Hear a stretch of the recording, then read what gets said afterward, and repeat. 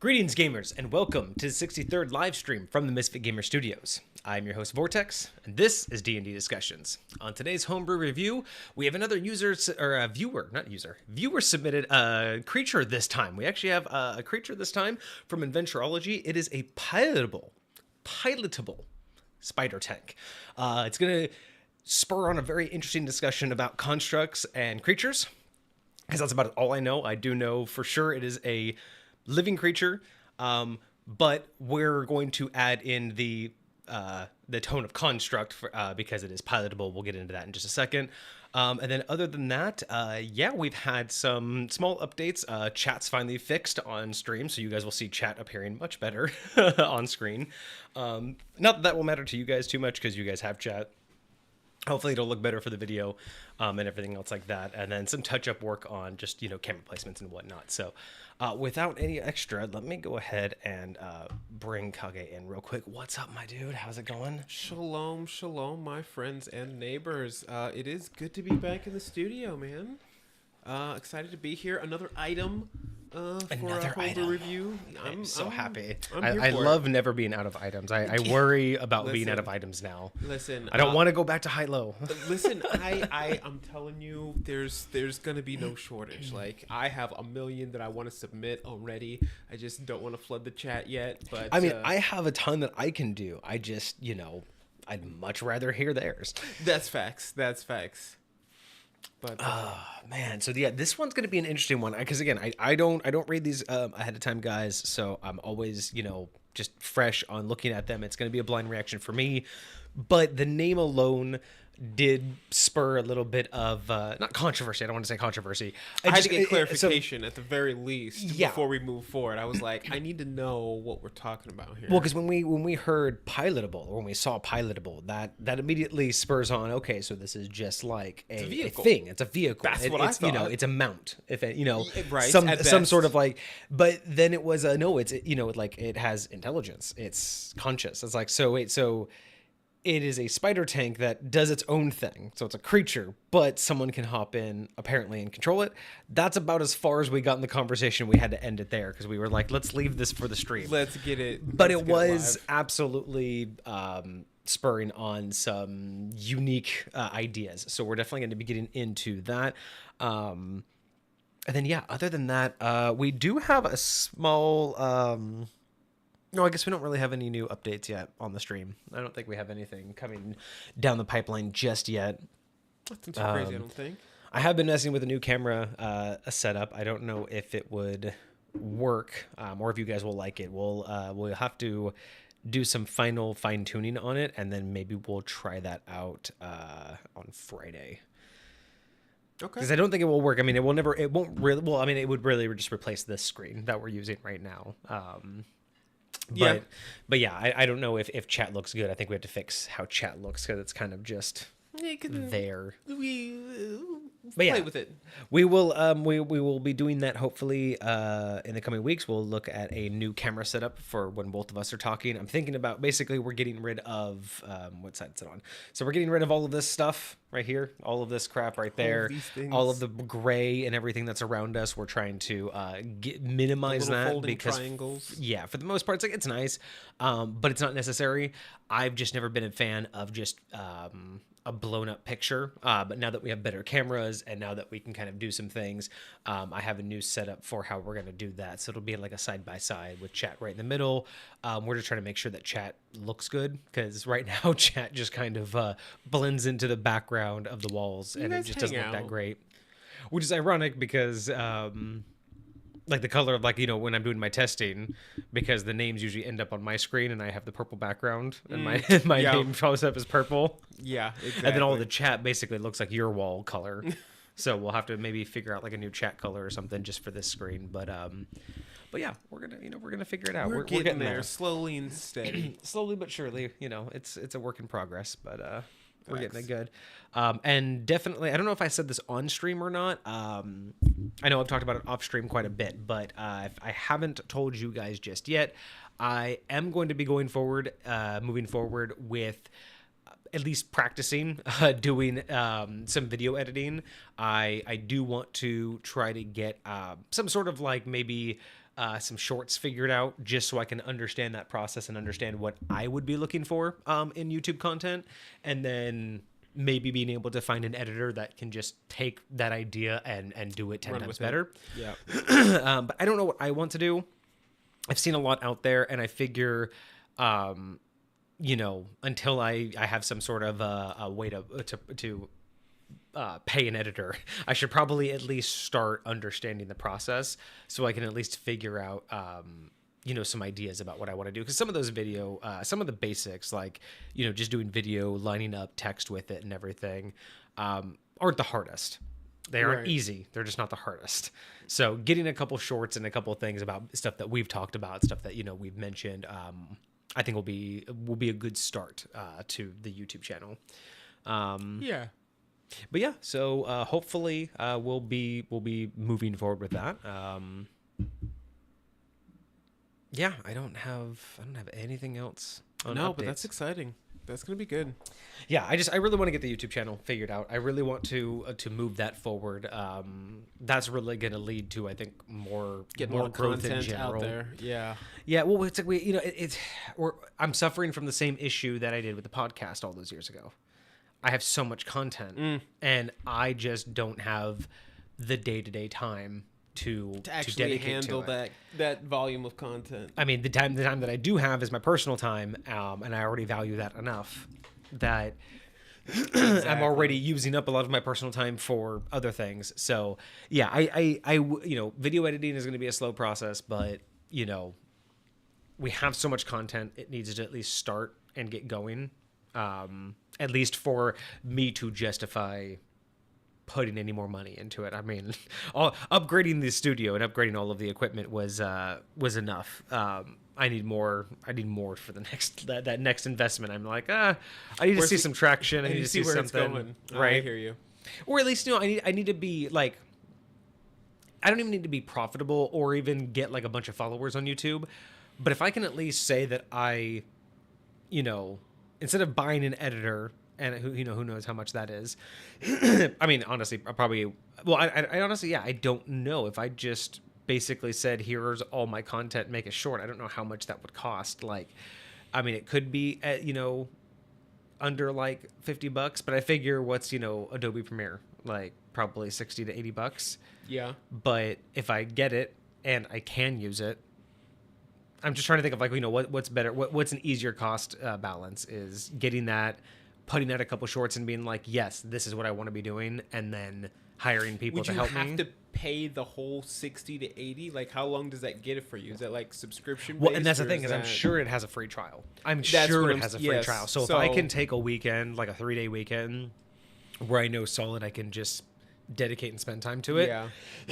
Excuse me. I think that's what I would end up doing. I think I would just take a weekend, do a free trial, pump out a couple shorts, see how I felt about it, and either buy it and continue making shorts, or at least be motivated to be like, yes, I want to make more YouTube content. I want someone to do this. I just need to find someone who can do it in a better way than I can, because I know I'm not going to be good at it. I have no delusions that I mean, the only reason I don't even want to be good at it. I don't want. I barely like audio editing. Like I audio edit for the audiobooks. When I audition for those, and audio edit for the podcast, and I'm just like, it's fun. It's nice to get that final product just sounding just like you want it. But adding the layer of video and then editing and then making it look nice and no, I don't want that. I don't want that. It's too much. I have too little personal time all as it is. That would literally take up all of it. Trust me, I do. It is no bueno. But that's fine. That's fine. It's not that big of a deal. It's not crazy. But yeah, it is. It's one of those. I'm recognizing that, YouTube's not going anywhere, but it is also one of those things where it's always going to be a game. It's always going to be a gamble. It's always going to be timing. Yeah. And you never know if our time's already passed, if our time hasn't passed up yet, or if it's right now. You never know. And it could be a cycle. You know what I mean? You miss it and then you can get on the next wave. Who knows? That's why it's like, I know that I need to take that step into that space soon. Otherwise, it will be too easy to just be like, next year. Yeah. Next year. And eventually, 5 years down the road, we're still just a YouTube live stream or, a Twitch live stream with only live content on YouTube. So I want to at least get myself into that zone so we can start exploring, basically. Yeah. No, I think that's where I want to be. I think that's a good place to be pointing towards. You know what I mean? Yeah. Hang on a second. Did you? I am filtered. That's my fault. I also pulled up the wrong link. I just realized somehow I pulled up Krusty Ape. Oh, got you. Here, let me. So if you go to author and unfilter, you should be. Select all. I don't like this. Okay. Pilotable spider tank. There we are. I don't know why it went to old Krusty last time.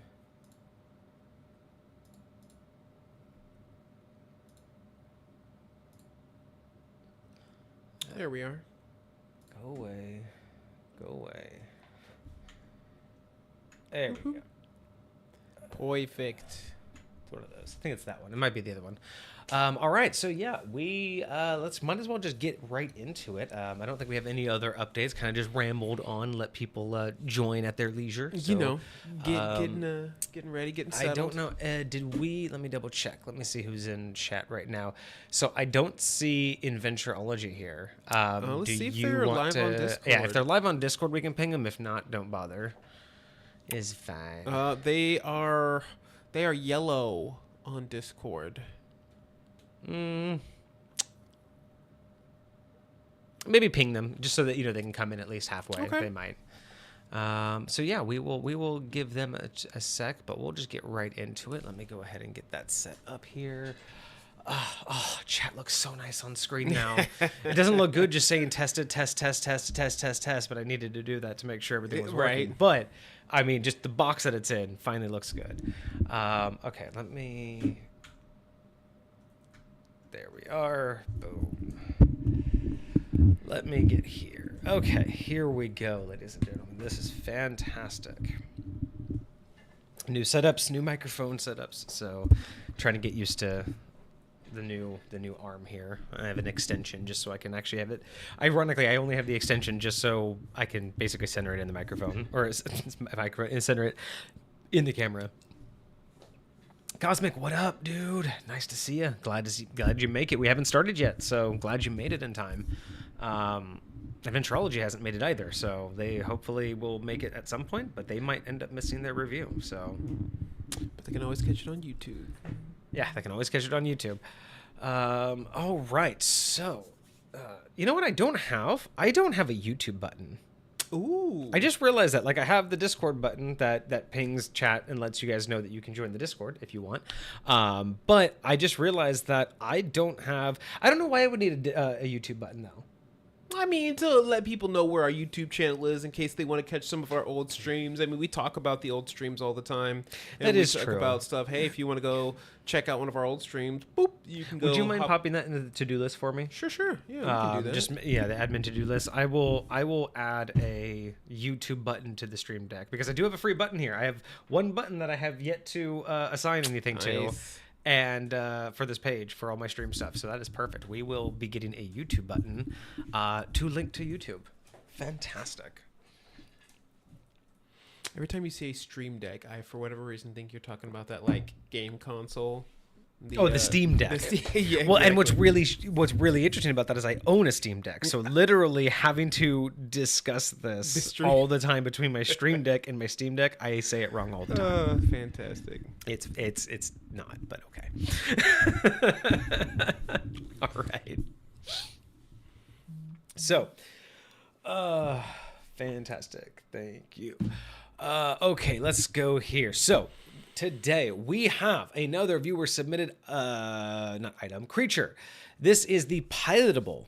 I think I'm saying that right. Pilotable. It doesn't sound right in my ear when I say it. I feel like I'm flubbing my words. Pilotable spider tank. It is a creature construct by Inventureology. It is a huge construct, which is 3x3 or a 4x4? Huge is 3x3. Yes, because 'Cause- that's after medium. No, that's after large, because large is a 3x3. So huge is a 4x4. Because then it's gargantuan, right? And the gargantuan is after. Wait, it's large, huge. There's got to be one before gargantuan.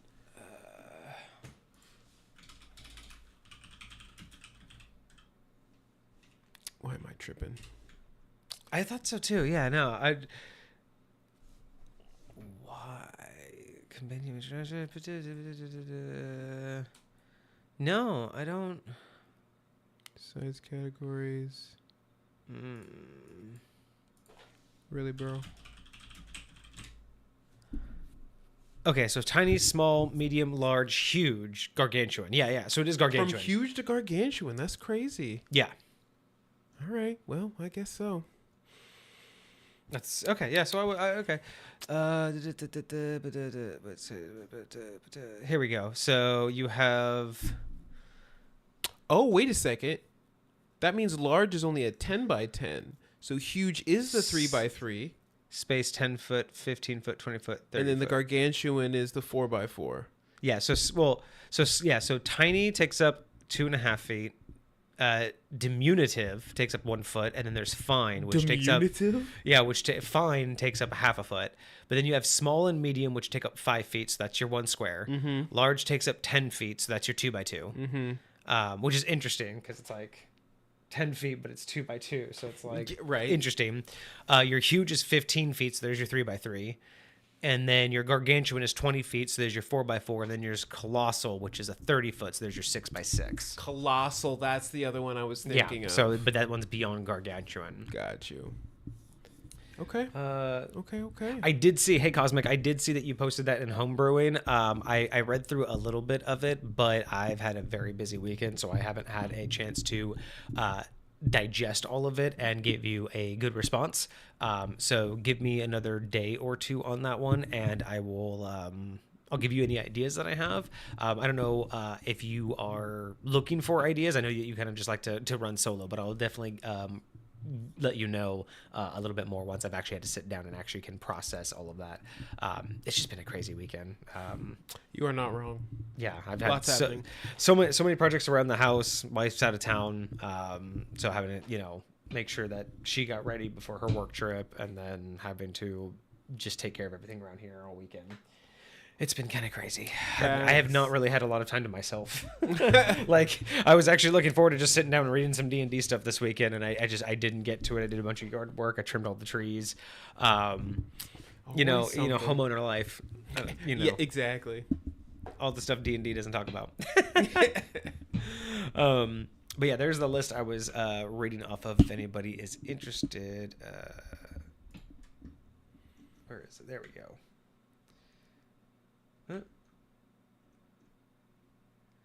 So yeah, so we have so this is going to be huge. So it's going to be the 15 feet. So it's going to be the 3x3. Huge construct. Underline. And I love the fact, I mean, I already want to point out that again, it's, the idea that it's already in a unique position because it is a creature and it's a construct. So we already know that it is normally what you would assume as a non-sentient or inanimate object that is now sentient. But the fact that it's also pilotable is it's that unique thing of is it willingly letting someone take it over and use controls, or is it more of if you get inside you take over? So you know what I mean? Like it's an interesting concept that I like to play with. There's this animation that I've seen recently. It's this weird like anime-esque type thing, and there's almost no dialogue. Like there's some, but basically what it is this super weird fantastical world where they're interacting with nature in a way that is super foreign to us. It's like nature mixed with technology, weirdly enough. And so like you like I don't know how to describe it well. It's so insane, but you like cut open some weird fish creature and you pull out a jewel, and that jewel you like put into some other completely different creature, and then that creature like eats it and like turns it into something else, and then you can use that to go. I don't know. It was just this really crazy concept, but it makes me feel like, because a lot of the stuff they're doing to these creatures, it's like involuntary. You're like activating a piece of their anatomy that just does a thing, and so I'm curious if this creature, I mean, it is a construct, so it's possible it was created this way, but like there's just parts of its anatomy that cause it to react in a certain way. Parts of its anatomy, if you press this, they're gonna fire something out of their nostril or whatever you want to call it. Well, it also just makes me think of like, whenever I think of like constructs and stuff like that too, it's like, I always think of like Warforged and things like that, Right? So the idea of what a Warforged is, and then the idea that you could hop inside of it and just start by like you're under my control now. Imagine like a little fairy just like flying in its ears and just like sitting behind the controls. Man, imagine a setting where that's the lore, where for like there's just like a lore for everything, like some weird thing, and so technically all Warforged are pilotable constructs. It's just that because they're technically humanoid, the pilot rooms are just tiny. But technically they all exist in all constructs. There's always a control room. A spot where somebody could where you have no control. If they're in there, that's literally full manual override. Can you like that would be so interesting. I mean, so imagine that could be, that's how you explain how a Warforged can become possessed. That's basically Warforged possession. Just keep shrinking somebody down and shrinking somebody down, and then boop, stick them in there. That's legit. Oh wait, we have a first time chatter. First? Destructor, what's up? How's it going? Didn't they already have something like this called? Ooh, what is that? Squeeze? We haven't really gotten into this one just yet, so I don't. That's a good point. I don't know much about what we're going to be discussing, but I don't see anything. Magic item. Let me see what I can find here. It's a wondrous item. Oh, yeah. Okay. I mean, it kind of looks like the same thing. It looks more like a steampunky. But is that a creature? No, this is a wondrous item. So it is It's an 500 item. pounds, so it would actually be smaller, which is interesting because I think 1,500. Well, let's see. What does this say? So it has 200 hit points. Interesting. Appears as a large object. Floats on water. So as far as I can tell, this is purely pilotable. This one is purely just a tank. It doesn't look like... Does it have its own actions? Stand apparatus. Be interesting to like compare it afterwards, but as far as I can see, to be used as a vehicle while the apparatus hatch, blah blah. The apparatus floats on water. A creature in the command after each. Yeah. I don't see anything that would make this by its like operate on itself. So that's interesting. I do like it. I'll say there's one big thing, and this is what honestly should have tipped me to the point that this is a creature, is it has full stats.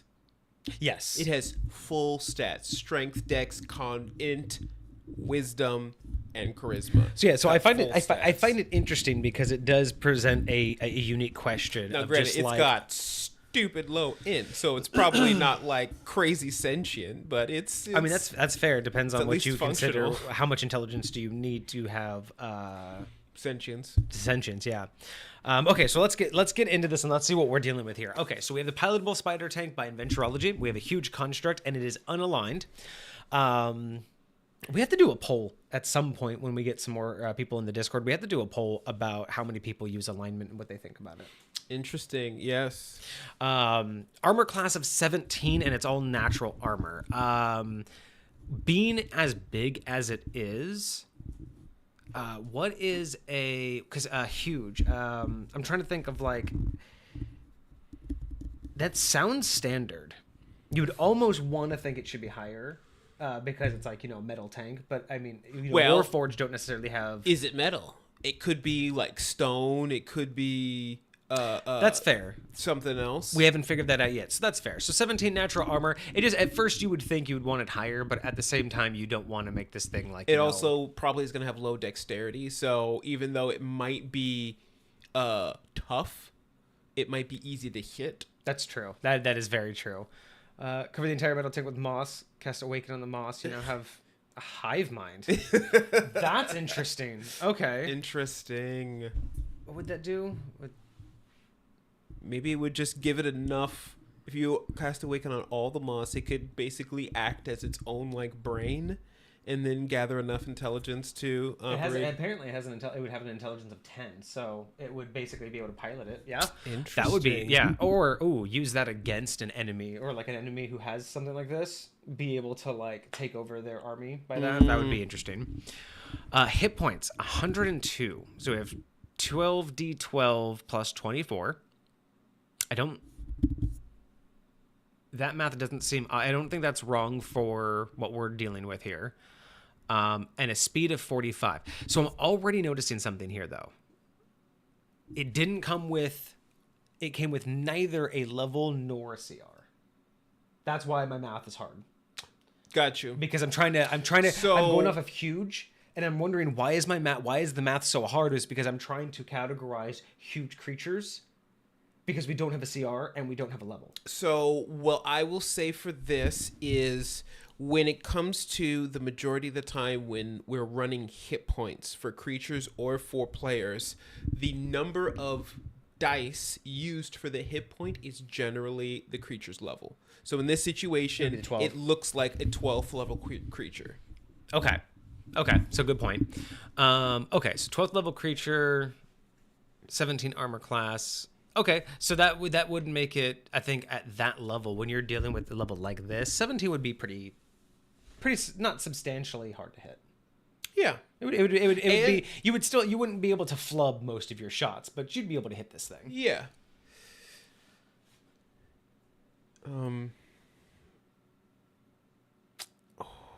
Oh, interesting. Moss is immune to necrotic and radiant damage. Wait, moss?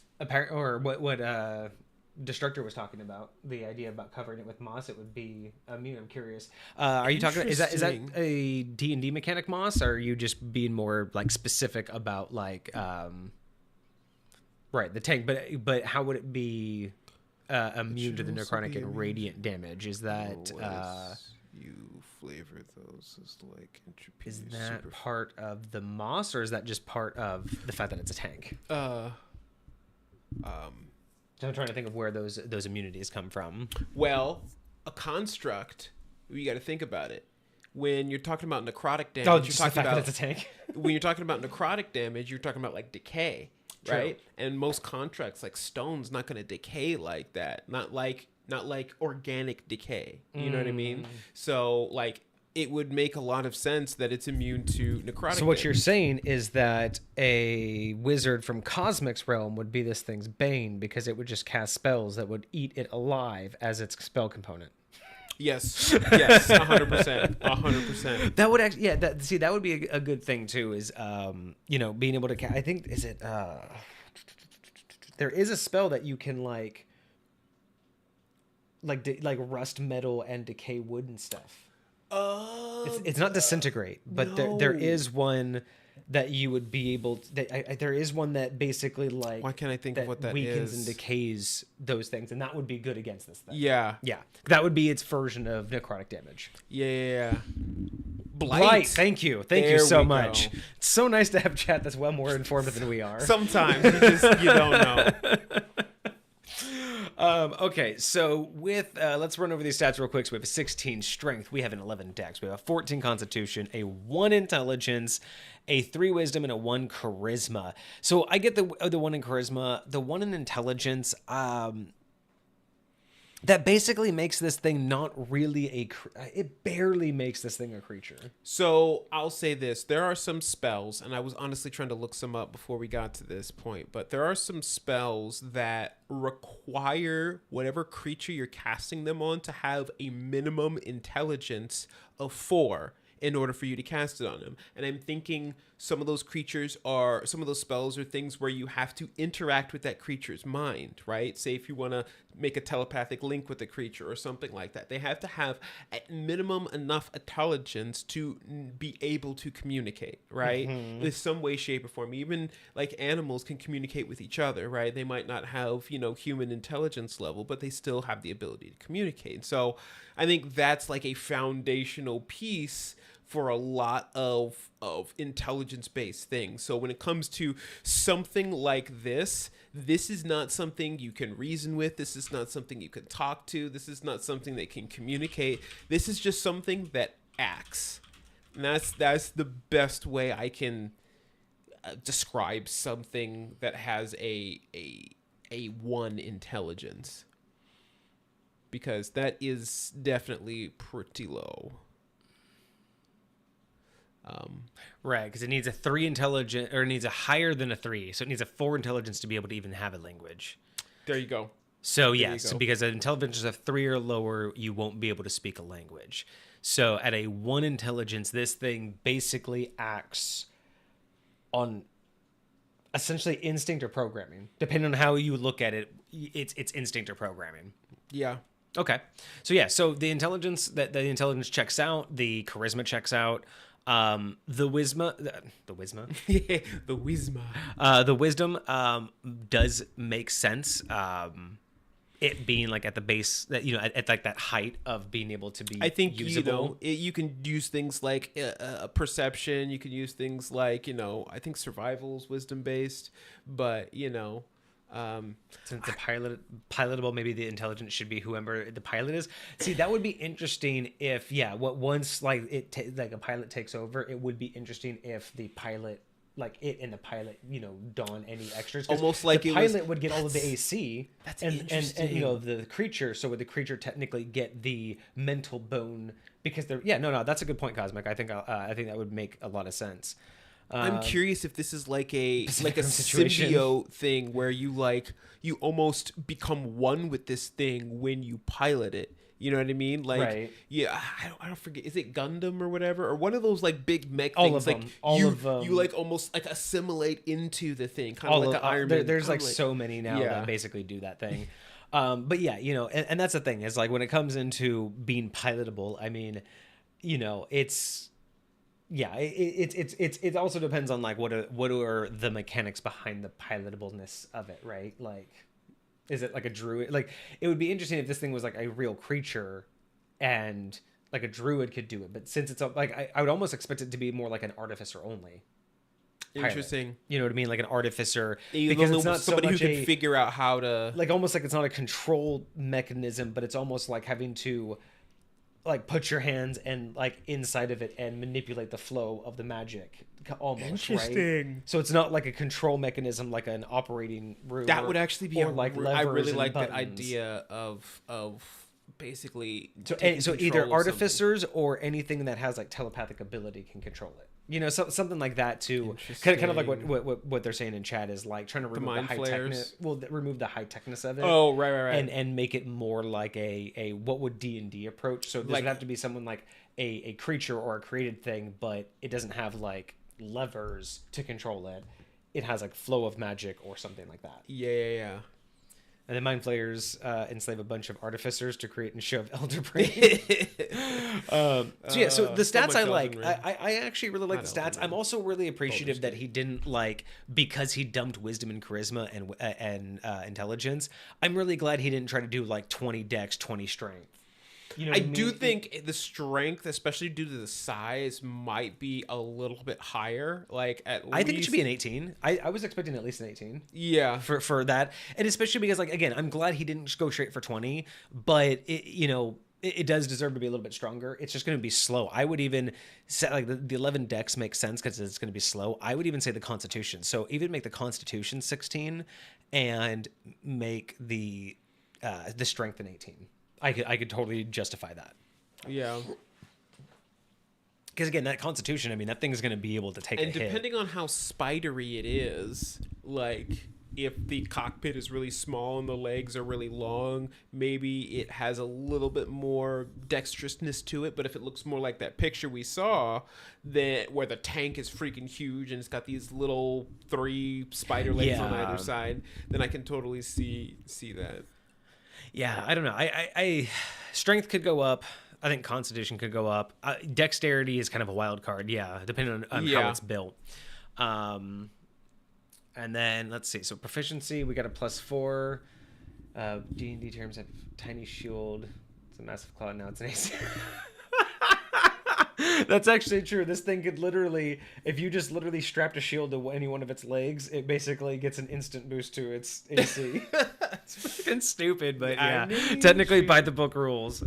Inventureology, you're here. Congratulations. Did you ping him? I did. Nice. I did. Glad you got the ping. Excellent. Welcome. Nice. So yeah, we're just getting into it. We've just gotten past just looking at the checks. stats. So we've just kind of, so far it's looking interesting. We're very, very interested in just the concept behind a construct that can be pilotable. So a sentient, not intelligent, but sentient being that you can basically take over and command from the inside. I'm curious we're still debating what on it that looks back and like. forth. If it's got like huge body and like little legs, or like tiny body and like huge legs, or like really long, like dexterous legs, right? So it can like crawl around to do kinds of crazy. Like thinking like Wild Wild West, like yes, spider. You know what I mean? Like how big is this thing? It does have a 45-foot movement speed, so I'm really curious if he'll. We haven't read that far yet, but I'm really curious if there's like a capacity, because we say pilotable, which means at least one. But it would be curious if this thing has a capacity of like 2 or 3 people. You know, like has like just like bring a whole crew of people in this thing. All right, so we have a proficiency bonus of +4, but we have an asterisk here. I don't see any additional notes. Do you have anything for I Kage? believe that asterisk is based upon conjecture, based upon other information. Oh, okay, so it was an additive by you. Yes, I think that's why I put that so in it there. didn't come with proficiency, but we were it was added to. Ghost in the Shell style. Okay. Massive Drider is just a tiny body piloting a massive spider torso. Oh, that's hilarious. Yeah, we were actually joking earlier too about like how cool would it be to have a like a campaign setting or just a D&D setting where all Warforged are and anything that's considered a construct, including Warforged, are all technically pilotable. Like they're all sentient, autonomous, like constructs, but they all have a physical control room embedded in them. Except that with Warforged, they're typically just human-sized, so the room is much, much smaller. So who can get in there would be a lot more limited. But I kind of like that idea of having just like a world where Warforged are basically like what's the word? Possessionable. Like yes, possessible. All right, so yeah, so we've gleaned from this that it would have a proficiency of 4. Damage resistance, we have non-magical, bludgeoning, piercing, and slashing. Okay, so that also gives us an insight into like the power scaling of this, is because it requires magical damage. Okay, yes. So we already know what kind of. So yeah, 12th level. Well, I wouldn't say it requires. It's just it's resistant to non-magical damage. Oh, it's resistant, not immune. Yeah, yes, true. So it's not resistant. It's just immune. But yeah, that still puts it. It does. That puts it at a pretty higher mark than we were originally predicting it. But I like that. I still don't know if that justifies the decrease in strength, though. I still think the strength might be go up, up a little bit higher.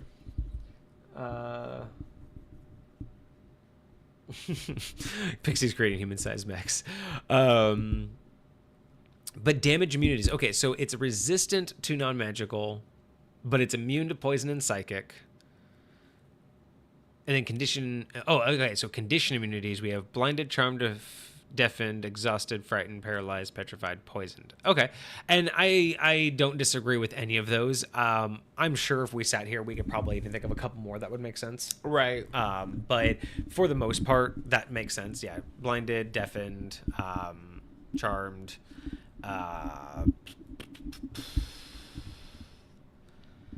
Damage immunities. The only other thing I would say is I don't think it could be put to sleep by magic. Yeah. Probably. Sleep. Gaze probably wouldn't work on it. Yeah. But I mean, I think it covers all of the immunities that you would expect. Yeah. Senses blind sight. Oh, that's interesting. You don't see that very often. I like that. That is kind of cool. I like that idea of blind sight. That's a lot. Given the idea that because it's a construct, it doesn't necessarily use eyes to see. That's what I assume is like it uses its surroundings, vibrations, things like that. Wouldn't necessarily need to have anything. Wouldn't have anything special by that, and that's even more so why gaze wouldn't have an effect on it. Facts. Doesn't have any languages, so that is absolutely correct for the intelligence side. Yep. Oh, and we do have a challenge rating. So it says it's a challenge rating of 4. All right. I'll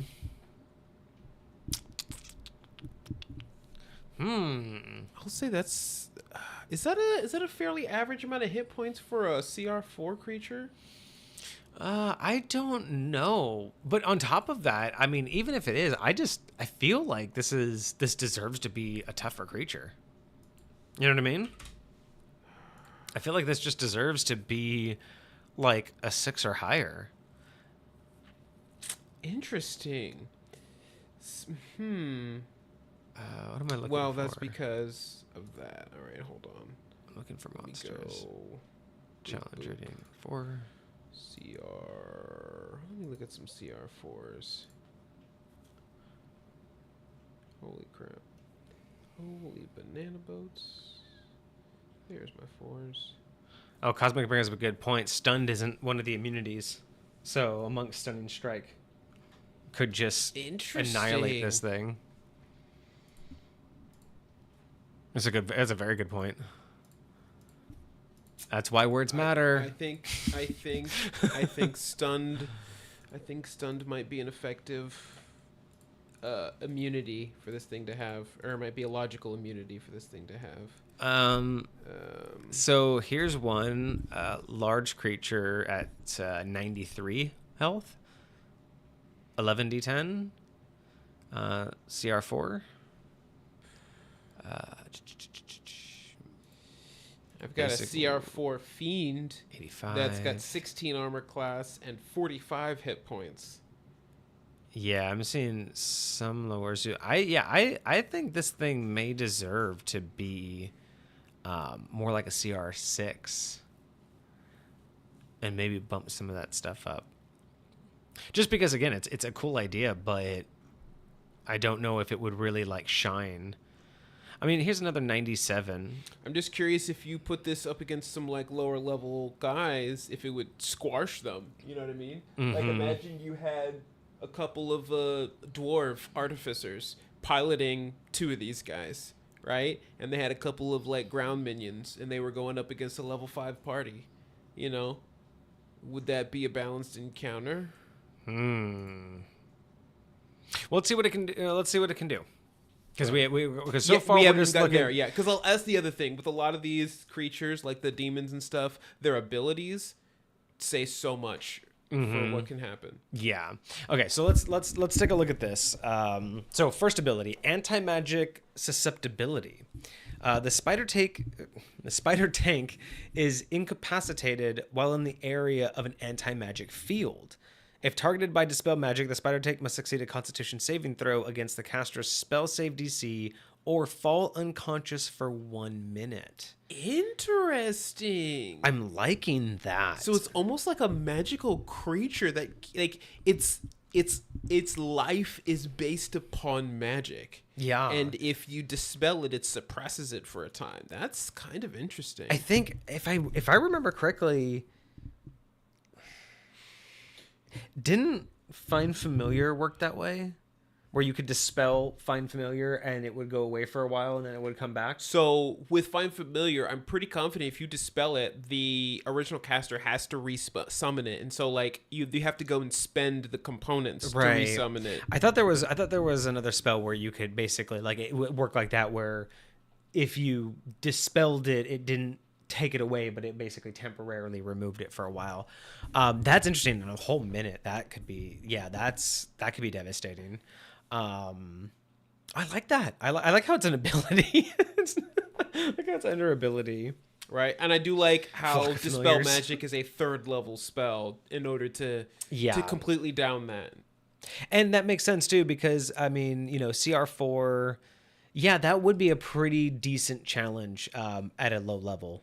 That might be maybe a CR5. Maybe it would be comfortable at a CR5 as is. You know what I mean? Okay. Like push it a little bit later, because I can see that. Once they have level 3 spells, then this thing would be too easy. But like right at that cusp of not having like Dispel Magic might be. I see what you're saying. Yeah, you know what I mean? Like this might be one of those like mid-tier, not mid-tier, but like, those mid-game enemies that you want. So I could see this comfortably sitting at a challenge rating 5 as is. And then we have our actions. Okay, so we do have a multi-attack.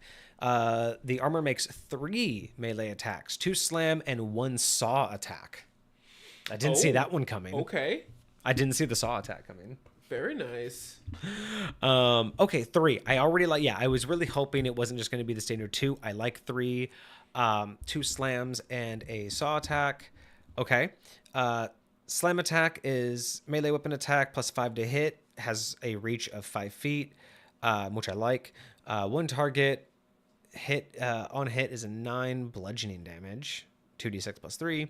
And then the saw is a melee weapon attack plus 5 to hit, reach 5, 1 target, same amount of damage. So I think that may have been a transcription error, because the saw attack I'm assuming should have been slicing or slashing damage. Yeah, I'm thinking that's what's ideal, because that Inventureology got us too. Yeah, so I think at least that. I mean, so I am of the mindset that when a creature has more than one type of attack, I like them to do not just different types of damage, but different amounts of damage. You know what I mean? It's something that I prefer to do to change it up and to make it a little bit different.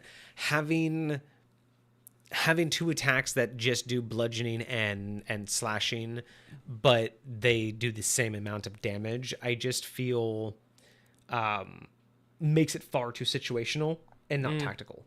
You know what I mean? You're right. only going to use, because if you have no resistance to either, it doesn't matter which one I choose. Right. It's only situational based off the enemy, whereas it'd be more tactical if I could potentially do more damage. Yeah, do more damage with one, which with the saw should be the one that does more damage. Right.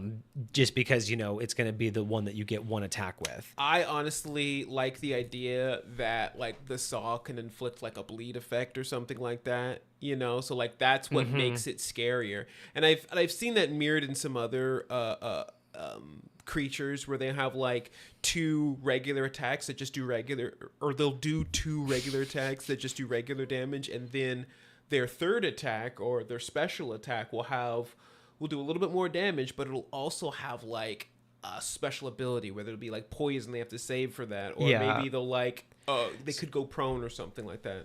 Right. So I also think too, because I think Inventureology likes the idea of a bleed effect. I think that would be kind of cool. Like you have to spend 1 action to stop bleeding, otherwise you'll lose like 1d4 hit points per round, something like at the start of your turn or whatever. Right. Or at the end of your turn, because as you're doing the action, you're bleeding. You know what I mean? That would be kind of cool. You could also do something, because it's more like a boss monster. Being able to do something where on a successful hit or on a crit, and it crits on a 19, on a crit with the saw, you lose 1 AC permanently on that armor.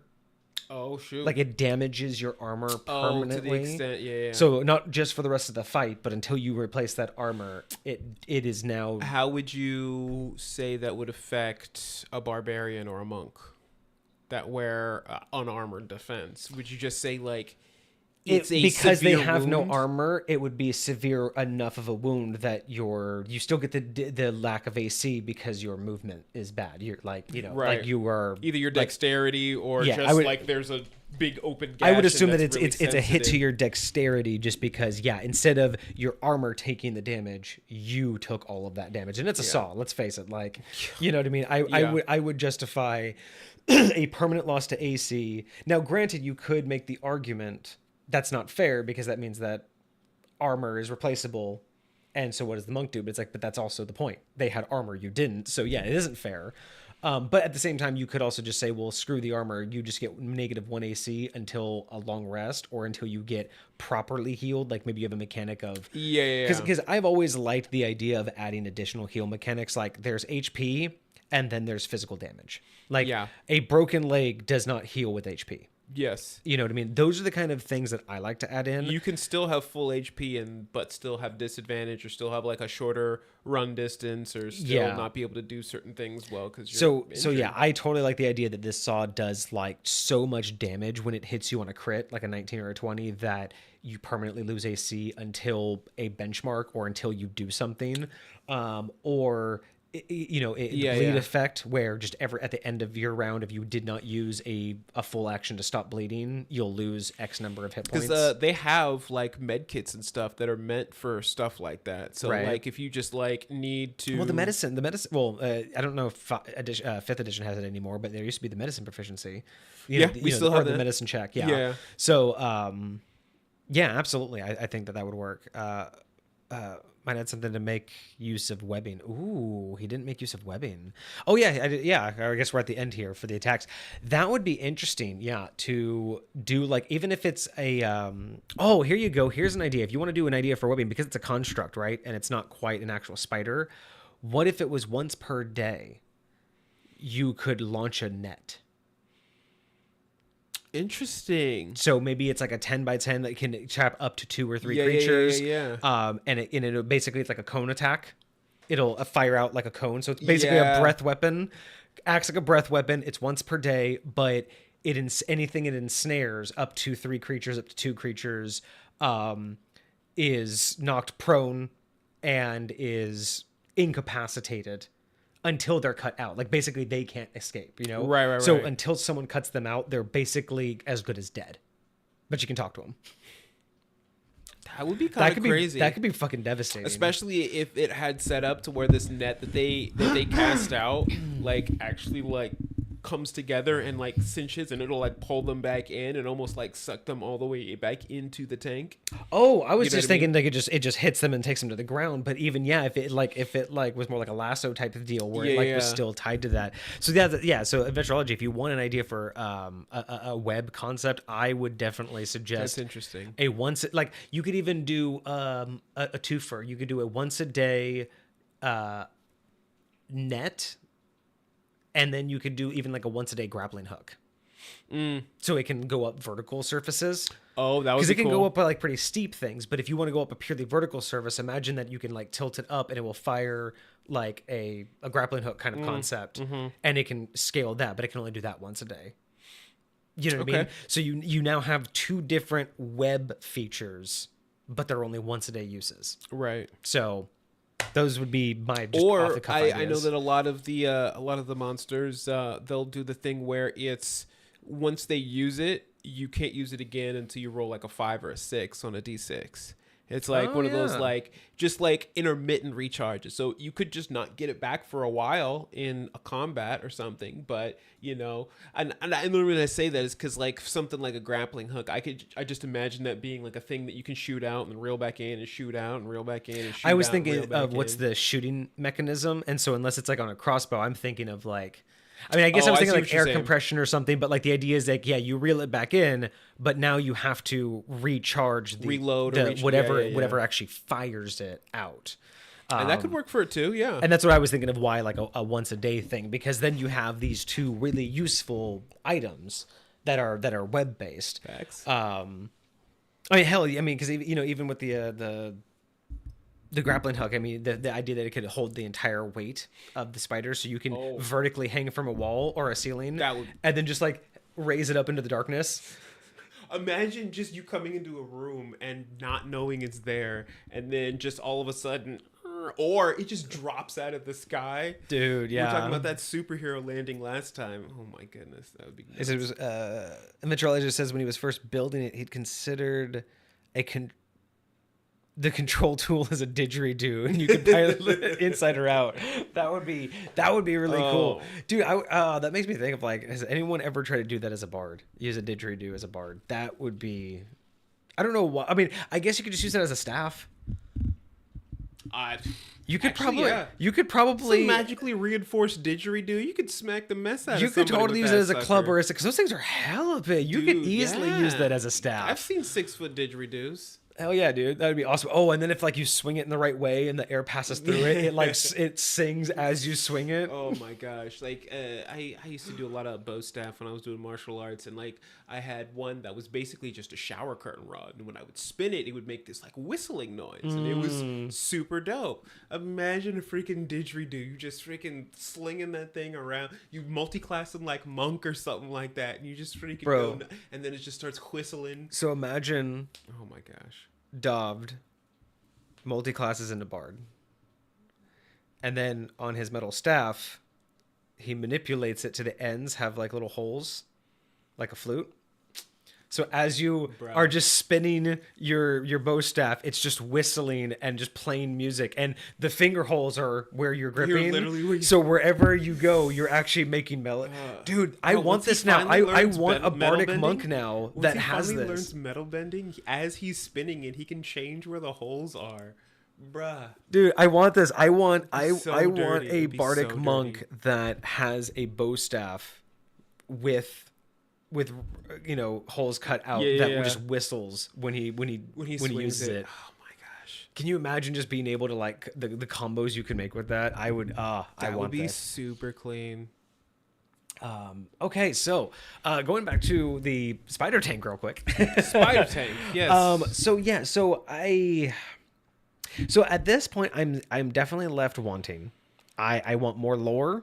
I want more understanding of what this thing is and was outside of its being pilotable, right? Like the idea that it's pilotable. Okay, so I can imagine a spider mech. Mm-hmm. But I don't have to pilot it. So what does that look like? What does it do?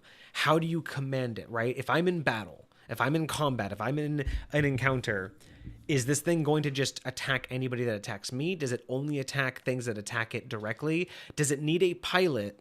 Who's mastering this? Is it the DM's control? Is it the player's control? I like the idea, and this I'm just purely taking from the conjecture and the context of what we've read so far. Mm-hmm. But the fact that it reacts the way it does to dispel magic makes me feel like this maybe, and I know a lot of people don't like, the tech aspect in the D&D world, but it almost makes me feel like this came from somewhere else. It's almost like an artifact or it's like something that like crashed down. Maybe it's like a one-of-a-kind object, right? And people didn't know, like it was just a thing, but nobody could figure out how to give it life, how to give it power. It had controls on the inside, whatever. So eventually there were some magic user that found a way to convert magic into a type of energy that could power this thing, that could run this thing. And that's what gave it life. Didn't give it intelligence, but the only thing it has is the intent of the one that empowered it in the first place. So, hypothetically speaking, if some ancient wizard brought this thing to life, right? Mm-hmm. And he wanted it to guard his lair, that's all he would do. It wouldn't do anything. If you're not trying to get into its lair, it doesn't care about you. But the second you show any type of nope, bye. Like, so it basically would have like a default programming. Yes, and that's really and outside all it's of that, for, it's only useful if you pilot it. Unless you get in it. Interesting. See, I could get down behind that. I can get behind that idea. That's what initially comes to my mind, but because that's all that's really missing right now is context. Is where it is, what's happening with it. I still think it belongs as a CR5. I still think it needs to go up a CR. I think it could use a little bit more strength, but I think the saw attack could do a little bit more, if not in damage, at least do something else. It's a saw attack from it's not just like a basic attack. This thing is, Yeah. a construct. So I'm assuming that should do more damage. I really like the anti-magic susceptibility. That is very cool. Especially like the way it works. And I swear there was something about dispel magic and permanent magic abilities, how it only suppresses it for a time, but I can't find it in the actual spell. So it might be some like additional ruling somewhere else. Inventureology, why we have you here?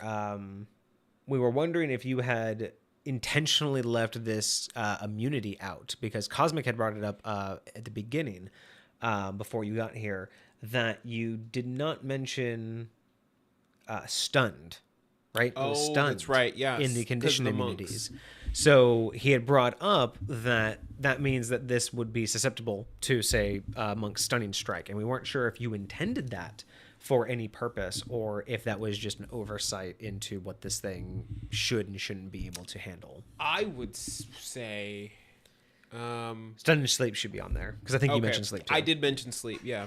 Okay, so those should be on there as well.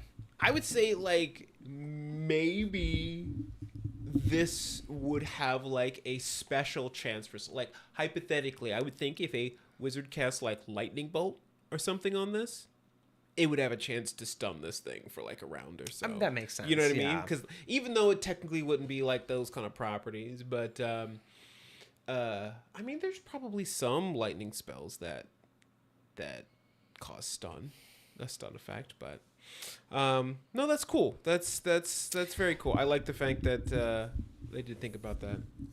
Stun and sleep. I think my only other like hold up about it is,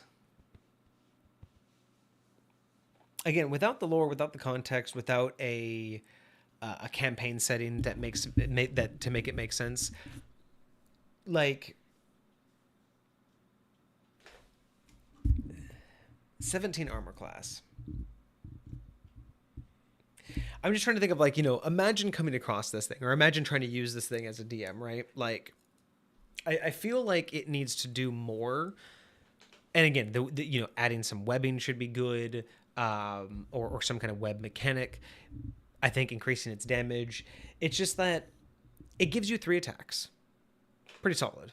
But each attack, as of right now, only does 9 points of damage. So at best, you're getting 27 points of damage, right? Not bad.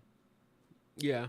But with a 17 AC and 100 hit points of damage, or 100 hit points. You mean 17? 17 armor class and 102 hit points.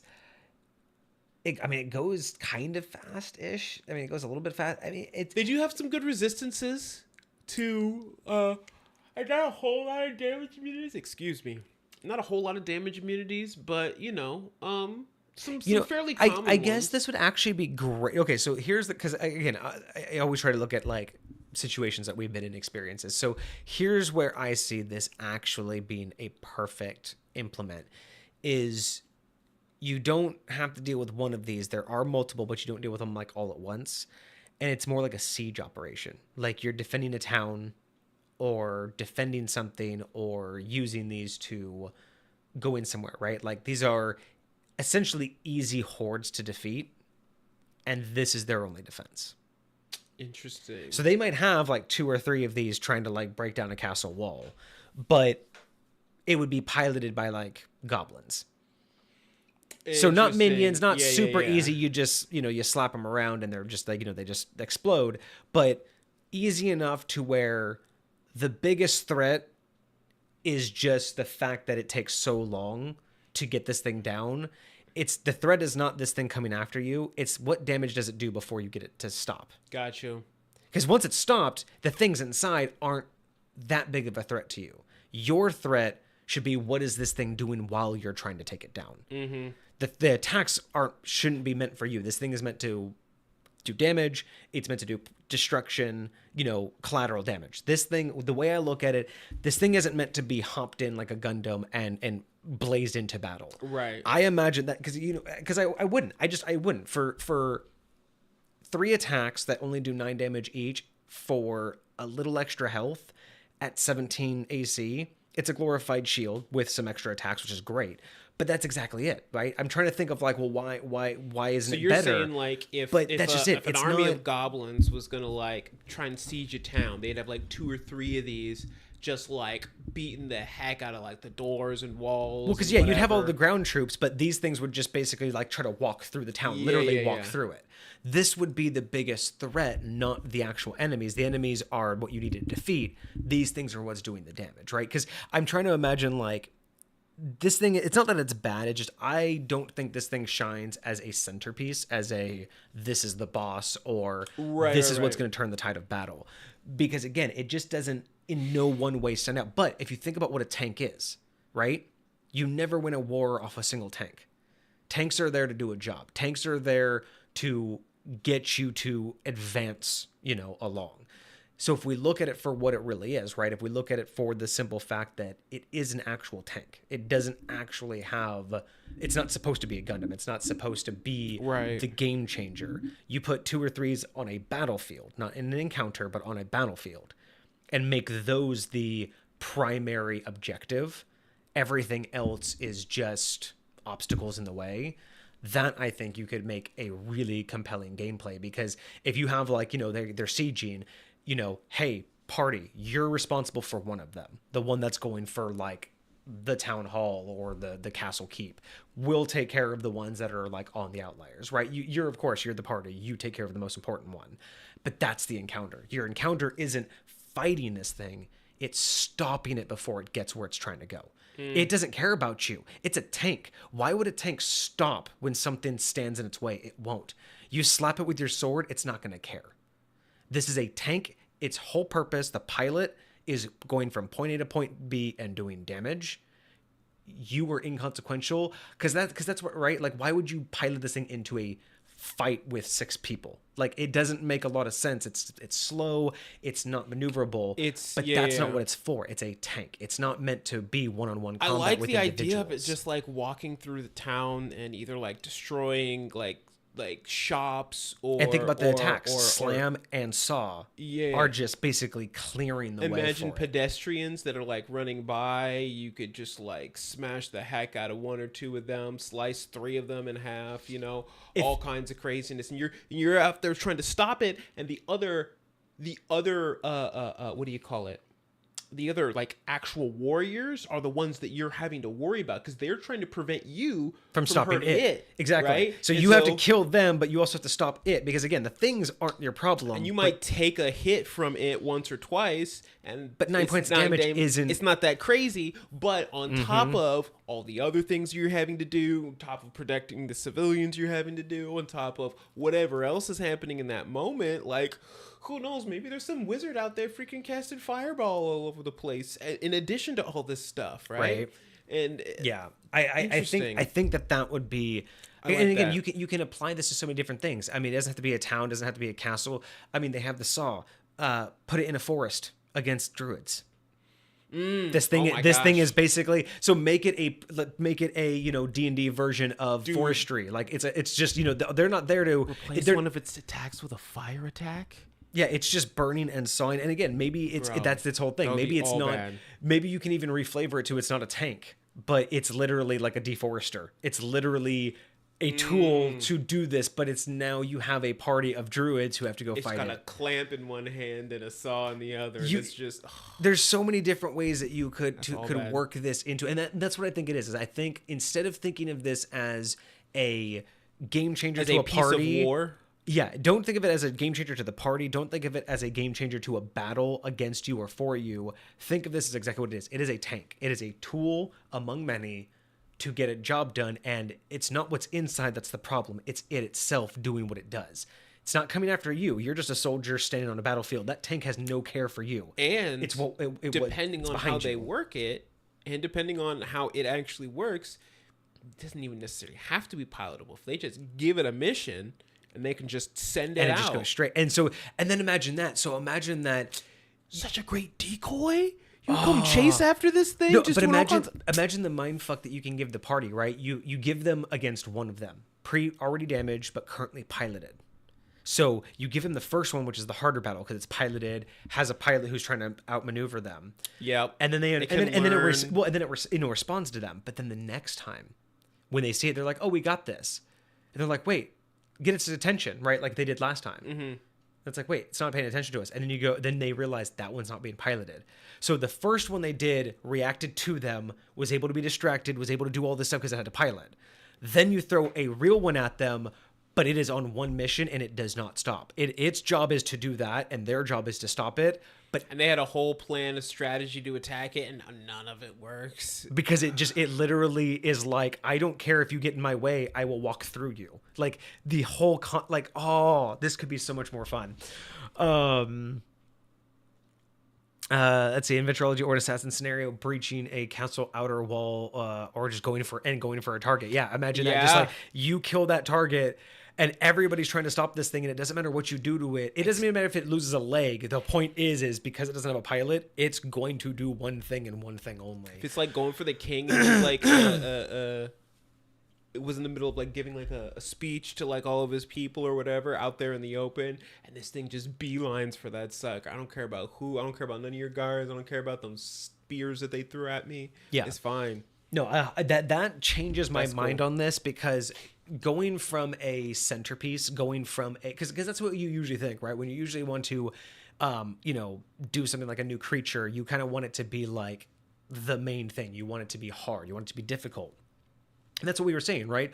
Oh, the strength should be higher. Oh, maybe it should be a higher CR. Like maybe it should be able to do more. But at the end of the day, it's not. At least, I mean, again, Inventureology, I don't want to speak for you. Let me know if I'm wrong here. But the way I read this, at the end of the day, this isn't a anti-personnel construct. Right.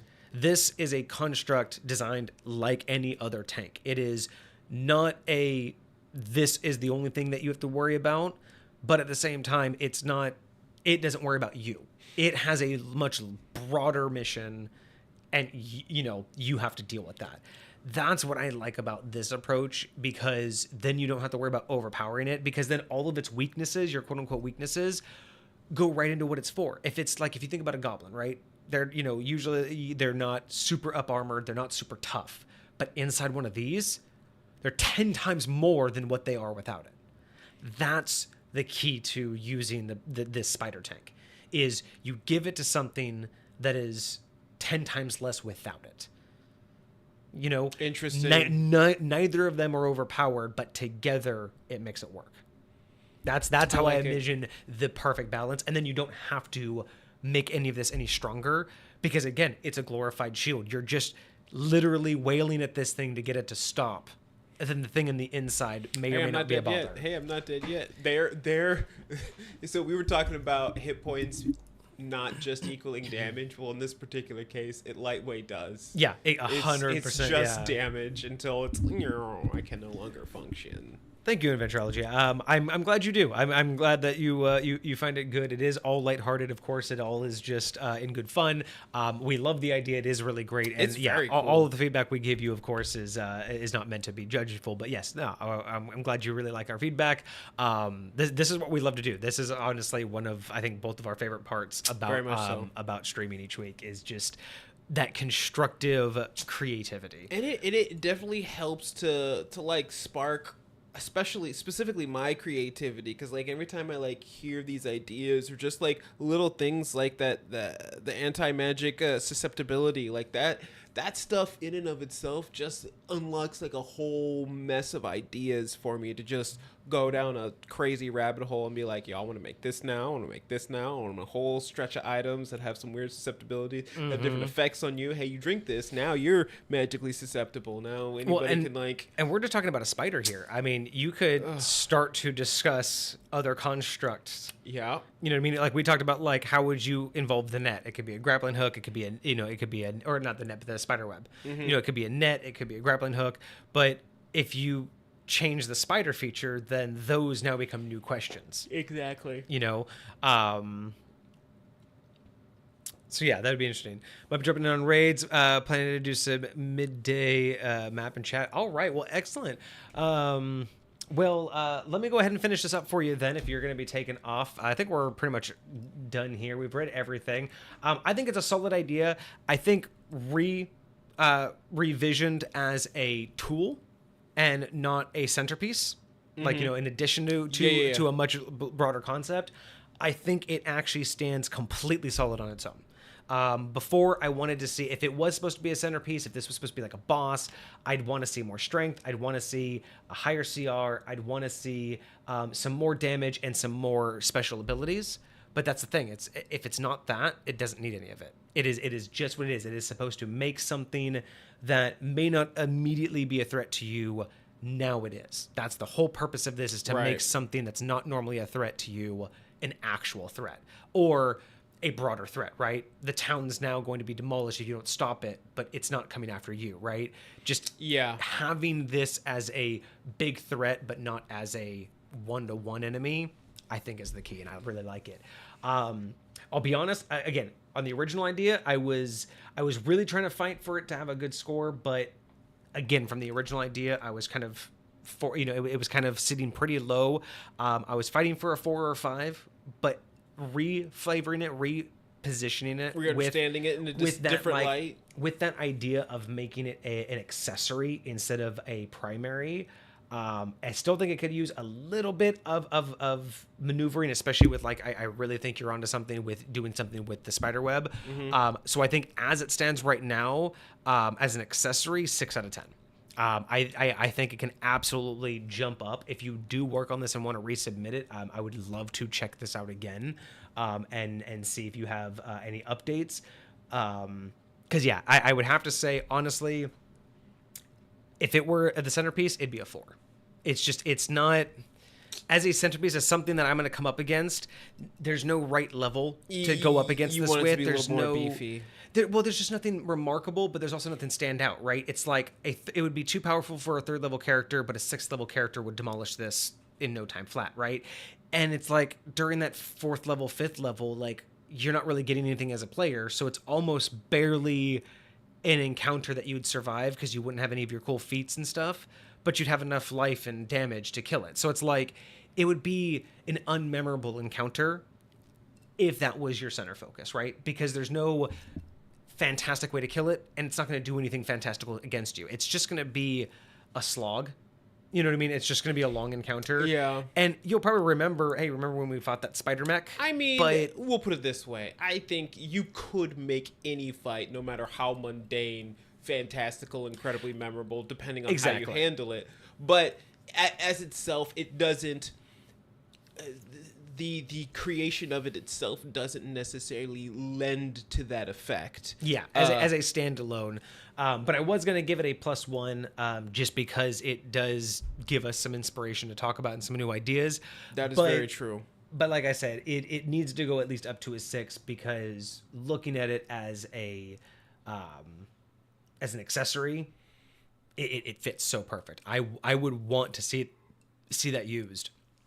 Very much so. In an accessory fashion for either a raid or an invasion of some sort, or even just as a plot point, right? This thing, like, man, even just imagine, unless you tell your guys, your party, you have 1 week to plan for this thing arriving. Ooh. So you have 1 week. You have 1 week to go figure out what it's made of. You can go scout. You can try to go get to it and see it ahead of time. You can just go after it right now, days before it reaches town. Like imagine that's the campaign. You just say you have 1 week. You give them the description of this thing and say, this thing is coming and it's going to walk right through this town. What do you guys do? You have a week to either plan until it gets here, or go and meet it. Interesting. You could go get allies to help you fight it. You could just sit there and fortify the town. You could create a big trap for it. These are one of those cool kind of campaign setups ideas that I've always liked, because instead of being very role play like, but also not being very like it's not going to be a lot of combat. You basically set kind of like a initiative per day, to where you're like, okay, guys, you can only do X number of things like per day. So if you have a week. So if you want to do this, it's going to take up, like, you basically break out like actions and time frames, right? So it's like you only can do certain things. And then as a DM, you can either role play every one of those out and see what the outcomes are, or if you want a more quick way, you plan out the categories of what they can do, and you basically give them all a number. a weight system. Yeah. And you basically say that's a 2, that's a -2. If you choose this option, it's a +5. If you choose this option, it's a -5. And at the end, that, you just calculate out all of their choices, and then that number will dictate how difficult the battle is. Like, there's so many different ways that you can do those kind of campaigns. That should be a whole another conversation is how to do those. Because I really like those level of campaigns where it's not full on just an RP session where we're just talking to NPCs, but it's not just back-to-back combat actions and all of that. It's more of that strategic planning for an upcoming battle. And using your time wisely of saying, hey, we only have 4 more action hours. I'm going to use those to go research what this thing's made out of, right? So we can kind of like get an idea of what it's weak against, and this character sheet, basically it's mostly blank, but you'd be able to fill it in based on the actions that they've taken. Right. Did they scout? Did they research? Did they do this? Did they do that? But yeah, so that's what we're gonna call it. I don't know if you're still here in Inventureology, but yeah, 6 out of 10. I'd like to see if you update it at any point. Let me know. But yeah, no, it's a cool Very concept. cool. I really like it. Yeah, I think that we need a little bit more of these side. I don't want to say it's on the sidelines.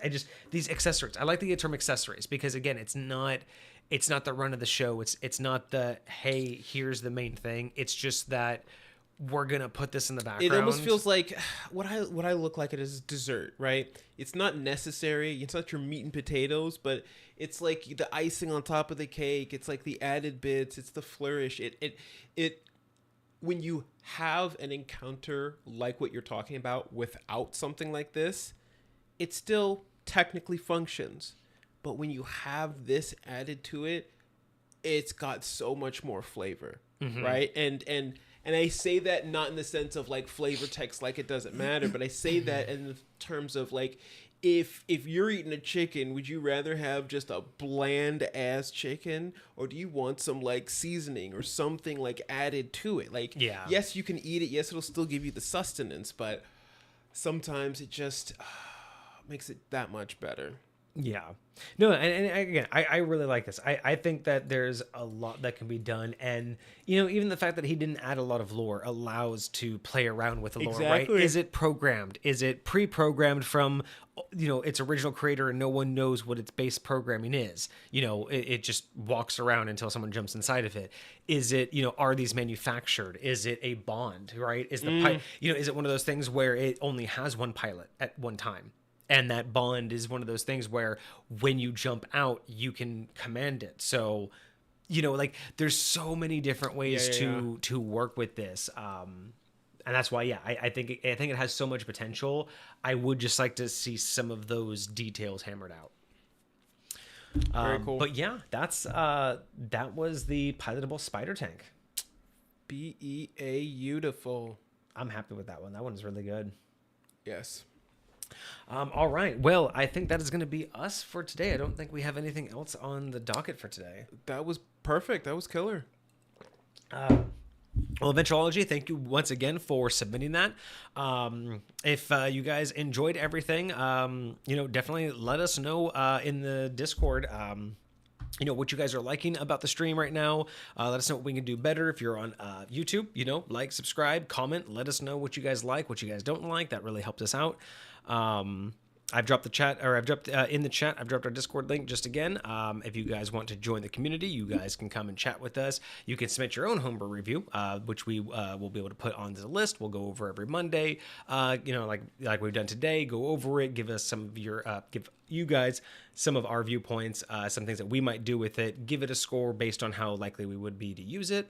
So if you are interested, you guys can submit those ideas, or you can just submit it to the community, and the community can just sit there and chit chat about it and give you ideas that aren't talked about on stream.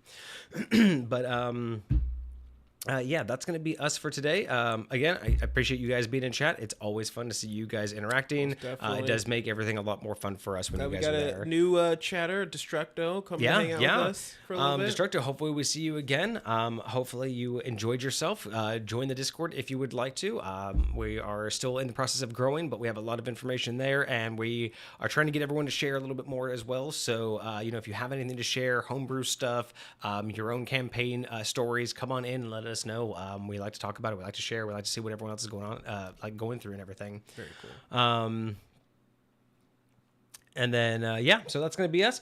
I hope you guys had a good weekend. And I hope you guys have a good week ahead of you. I'm going to get this outro figured out eventually. Some days I'm on, some days I'm off. But yeah, I hope you guys had a good weekend. I hope you had a good week ahead of you. We will be back on Friday at 7:30 Pacific Standard Time. We might be a little bit late because I do have to do an airport pickup that night. But it should be a couple hours early. But yeah, 7:30 is when we're going to shoot for, maybe 8 at the latest if I come back from the airport a little bit late. But otherwise, I hope you guys have a great week. That's going to be us for tonight. Take it easy, guys. Deuces, my friends.